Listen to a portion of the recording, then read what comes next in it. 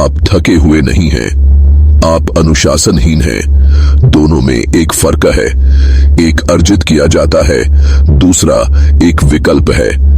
आप कमजोर पैदा नहीं हुए थे, आप रोने धोने के लिए पैदा नहीं हुए थे। आप मौन, संघर्ष और जिम्मेदारी की दुनिया में पैदा हुए थे, लेकिन रास्ते में कहीं न कहीं कोमलता आ गई। बहुत ज्यादा आराम, बहुत ज्यादा व्याकुलता, आप जो हैं वही बने रहने की अनुमति का बहुत ज्यादा इंतजार। अब यह सब खत्म होता है, क्योंकि स्टोइक मार्ग आराम की तलाश में नहीं है। यह एक ऐसा व्यक्ति बनने के बारे में है जिसका आप सचमुच सम्मान करते हैं। यह आपके मन, शरीर और आत्मा को तब तक तेज करने के बारे में है जब तक कि दुनिया आपको झुका न सके। इसलिए ध्यान से सुने, और सिर्फ सुने ही नहीं, इसे जिएं। जल्दी उठें, सिर्फ सूर्योदय से पहले या सुबह जीतने के लिए नहीं। जल्दी उठें, क्योंकि बिस्तर पर आपके द्वारा बिताया गया हर अतिरिक्त घंटा कोई और आपकी चाहत को छीनने के लिए इस्तेमाल कर रहा है। जब आप सोते हैं, वे निर्माण करते हैं। जब आप हिचकिचाते हैं, वे आगे बढ़ते हैं। जब आप अलार्म घड़ी से मोल भाव करते हैं, वे पहले से ही अपनी कमजोरियों, व्याकुलताओं और आराम से लड़ रहे होते हैं। मार्कस ऑरेलियस, अब तक के सबसे महान शासकों में से एक, सुबह जल्दी उठते थे, इसलिए नहीं कि उन्हें ऐसा करने के लिए मजबूर किया गया था, बल्कि इसलिए कि वे समझते थे कि आत्मसम्मान आत्मनियंत्रण से शुरू होता है। उन्होंने लिखा था, भोर में जब आपको बिस्तर से उठने में परेशानी हो तो खुद से कहिए, मैं एक इंसान का काम करने के लिए उठ रहा हूं। यही आपको हर सुबह याद दिलाता है, आप आराम के लिए नहीं बने हैं, आप उठने और बोझ उठाने के लिए बने हैं। ठंडी शांत सुबहों में कदम रखने और खुद को शांति में खोजने के लिए। आपको ताकत चाहिए, अंधेरा होने पर उठें। आपको स्पष्टता चाहिए, दुनिया के दखल से पहले अपने विचारों के साथ अकेले बैठें। आपको आजादी चाहिए, दिन के आप पर नियंत्रण करने से पहले पहले घंटे पर नियंत्रण रखें। कोई भी आपको ऐसा करने के लिए मजबूर नहीं करेगा, और यही बात बिल्कुल सही है। यह किसी और के लिए नहीं है, ऐसा कभी नहीं था। यह अराजकता शुरू होने से पहले अनुशासन का एक कथिया इला बनाने के बारे में है। यह जानबूझकर असुविधा चुनने के बारे में है, क्योंकि आराम ने कभी महानता का निर्माण नहीं किया है। आप तालियों के लिए नहीं उठते, आप खुद से मिलने के लिए उठते हैं। अब कम बोलो, तुम इतना क्यों बोलते हो? क्या यह संदेह है? क्या यह मान्यता की जरूरत है? क्या इसलिए कि तुमने अभी तक यह नहीं सीखा कि सच्ची शक्ति मौन में ही प्रवाहित होती है? एक स्टोइक खुद को सही नहीं ठहराता, वह अपने कार्यों को अपने मूल्यों के साथ जोड़ता है। वह अपनी योग्यता के लिए तर्क नहीं करता, वह इसे इस बात से साबित करता है कि वह कैसे चलता है, क्या सहन करता है और शांति में क्या चुनता है।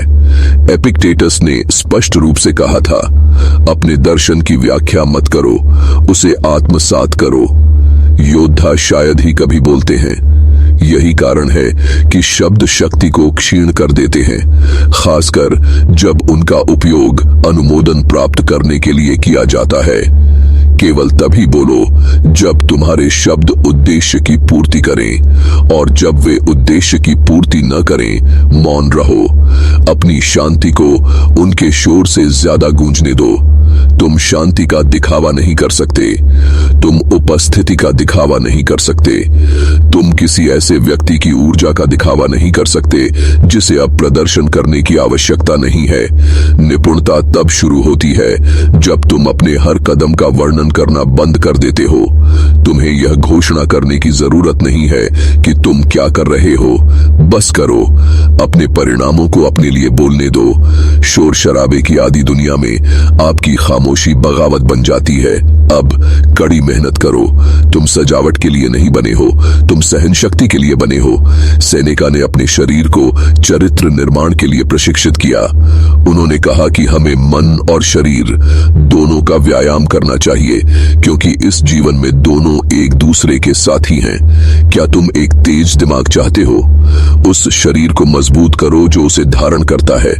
एक कमजोर शरीर एक कमजोर इच्छा शक्ति को आमंत्रित करता है, और एक कमजोर इच्छा शक्ति दबाव में टूट जाती है। अगर तुम सोचते हो कि प्रशिक्षण का मतलब अच्छा दिखना है तो तुम बात समझ नहीं पा रहे हो। पाप प्रशिक्षण कठिनाई के बारे में है, यह नियंत्रण के बारे में है, यह कहने के बारे में है मैं अभी कष्ट सह लूंगा ताकि बाद में बिखर न जाऊं। जिम ध्यान आकर्षित करने के लिए नहीं है, यह मौन के लिए है। दौड़ पदकों के लिए नहीं है, यह स्पष्ट और अंत में अनजान बने रहो। दुनिया इसके लिए तुमसे नफरत करेगी क्योंकि वह ध्यान की पूजा करती है। हर कोई हर भोजन, हर हरकत, हर विचार का प्रसारण कर रहा है, लेकिन खुद से पूछो इस शोर के पीछे तुम असल में क्या बना रहे हो। शोहरत एक जाल है, यह घमंड को उपलब्धि का जामा पहना देती है, यह तुम्हारा ध्यान चुरा लेती है, यह तुम्हें उन लोगों से अनुमोदन पाने के लिए उकसाती है जो खुद का भी सम्मान नहीं करते। एक स्टोइक पहचान के लिए निर्माण नहीं करता, वह निर्माण इसलिए करता है क्योंकि यह सही है, क्योंकि यह सम्मानजनक है, क्योंकि काम ही मिशन है। ध्यान को उद्देश्य से कभी न मिलाएं। अंधेरे में निर्माण करो, मौन में काम करो, अपनी ताकत को बिना देखे बढ़ने दो।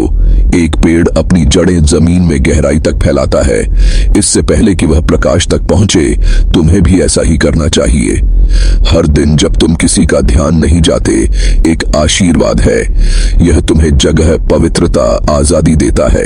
वे तुम्हें नहीं देखते, अच्छा है, तुम्हारा उन पर कोई एहसान नहीं है। तुम यहाँ कुछ करने नहीं आए हो, तुम यहाँ कुछ बनने आए हो। और जब वे आखिरकार ध्यान दें तो ऐसा इसलिए होने दो क्योंकि तुम्हारी शक्ति को नजरअंदाज करना नामुमकिन हो गया। इसलिए नहीं कि तुमने इसके लिए कहा था, बल्कि इसलिए कि तुम्हारी खामोशी ने उनका सम्मान मांगा था। तो हाँ, जल्दी उठो, कम बोलो, कड़ी मेहनत करो, अनजान बने रहो, लेकिन इसे चेकलिस्ट की तरह मत समझो, इसे एक कोड की तरह जियो। क्योंकि दुनिया तुम्हें नरम करने की कोशिश करेगी, तुम्हें आराम में डुबो देगी, तुम्हें शोर से बहकाएगी।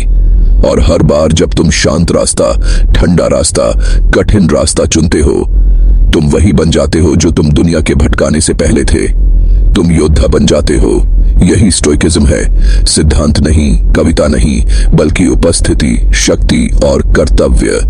यह जल्दी उठना है जब किसी को परवाह नहीं है, यह प्रशिक्षण है जब कोई नहीं देख रहा है, यह केवल तब बोलना है जब आपके शब्दों में वजन हो, यह उस चीज में महारत हासिल करने के लिए गायब हो जाना है जो मायने रखती है। और जब जिंदगी तुम्हें मारती है और मारती है तो तुम टूटोगे नहीं, तुम उठोगे। क्योंकि तुमने खुद को तालियों के लिए नहीं बनाया है, तुमने खुद को युद्ध के लिए बनाया है। इसलिए दूसरों को नरम रहने दो, उन्हें हंसने दो, उन्हें स्क्रॉल करने दो, उन्हें सोने दो। तुम उठो, तुम सहो, तुम तेज हो, और उस पीड़ा में, उस मौन में तुम कुछ दुर्लभ बन जाते हो, आप वास्तविक बन जाते हैं।